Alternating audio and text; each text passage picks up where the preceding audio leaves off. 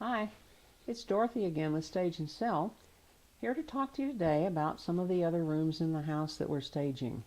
As you may recall, last week we talked about the entryway and how important that was, that crucial 6 to 10 seconds when you first go into a house, that you want a wow factor to be present, to have people really respond and be drawn on into the rest of the home to look at it.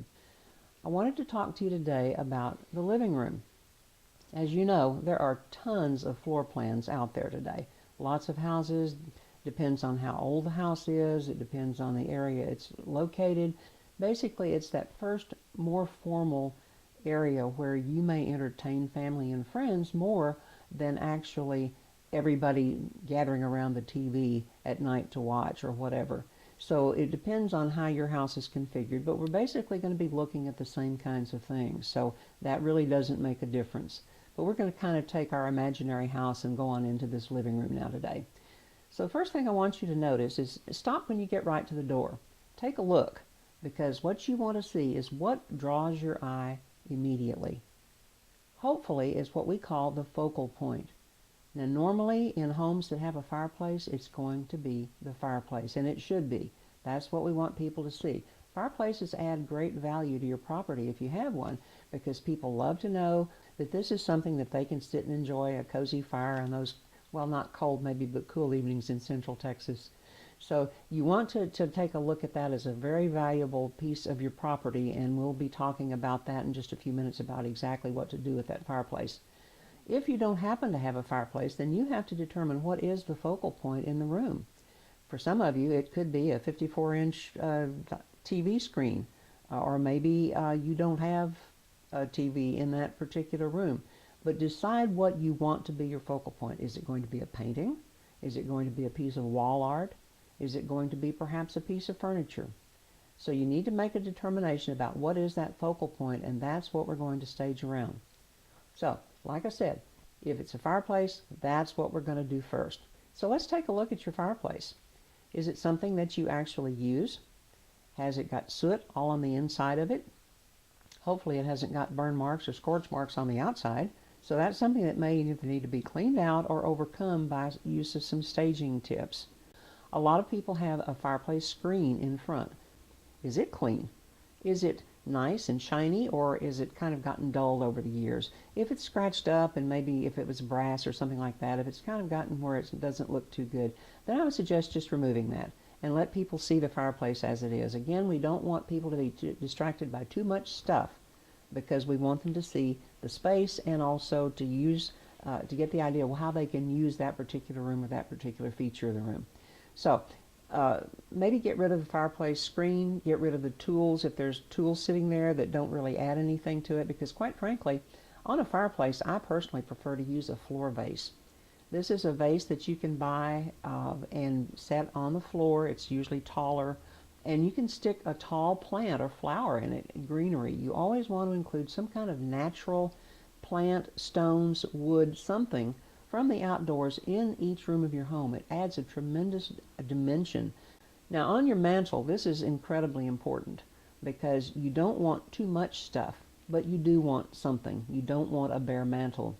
You can go borrow things from other rooms. In fact, home stagers do this all the time. When we're staging a house, we'll say, take the green vase out of the bedroom and put it in the dining room or whatever. So you're using what you have in most cases, and you don't have to add a lot of things to it.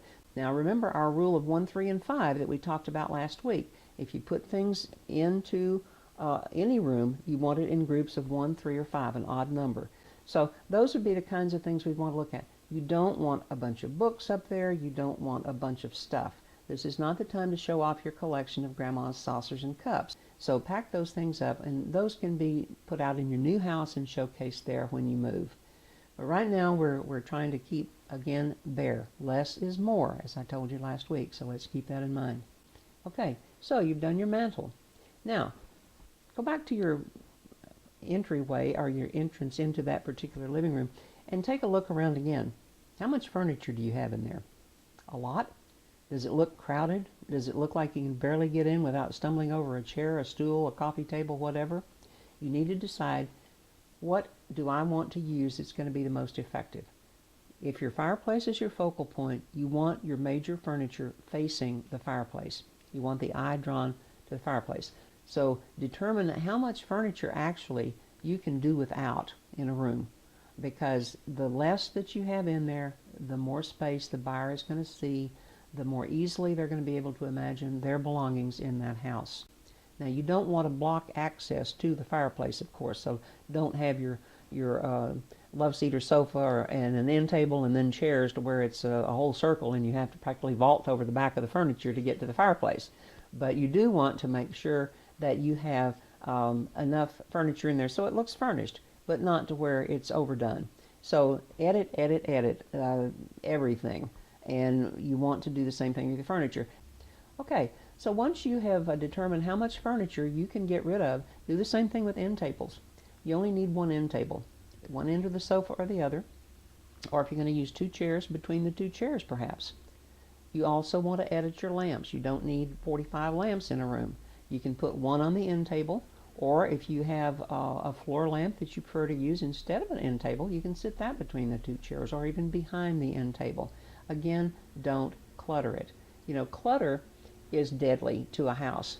There have been some studies done, and they have estimated that every bit of clutter that's removed from a house adds somewhere between $1,000 and $1,800 more on to your asking price, whereas clutter that's left in a house is going to deduct at least that much from your asking price. So you really need to pay attention to clutter, because it's going to help or hinder the sale of your house. Now, the other thing that you want to do in the living room is to look at a coffee table. Do you have one? Is this really something that I need in front of my love seat or sofa to add something to the room, or would the room look better without it? If you want that space, if your room needs that space, store the coffee table. Also, just a little tip here, whatever magazines or if you use a book or something on your coffee table, make sure it is a generic, non-offensive content. We all have our habits and things that we do, but this is the time you want to appeal to the broadest possible audience, and so let's edit any kind of books or content that we have out on the table. Now, the other thing you want to take a look at in a living room is bookcases. Some people have them, some people don't, and of course I'm talking about the kind that are movable, not the kind that are built in. But whether they're built in or movable, this again is an incredibly important area to edit. You want to use your bookshelves in an effective way, and that means you don't want to put more than 3 or 4 books on a shelf.